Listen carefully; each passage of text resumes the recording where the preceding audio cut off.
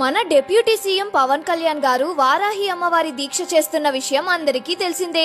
ఇప్పుడు ఆ అమ్మవారి గుడి మన కాకినాడలో ఎక్కడుందో ఈ వీడియోలో చూసేద్దాం పదండి. ఈ టెంపుల్ మన కాకినాడ పక్కనే ఉన్న కొవ్వూరు గ్రామంలో ఉంది. మార్కండేయ పురాణం ప్రకారం శ్రీ మహావిష్ణు వరాహ అవతారం నుంచి వారాహి అమ్మవారు ఉద్భవించారు. ఈ తల్లిని వరాలు ఇచ్చే అమ్మవారిగా ఆదరిస్తారు. వారాహి అంటే భూదేవి అని కూడా అంటారు.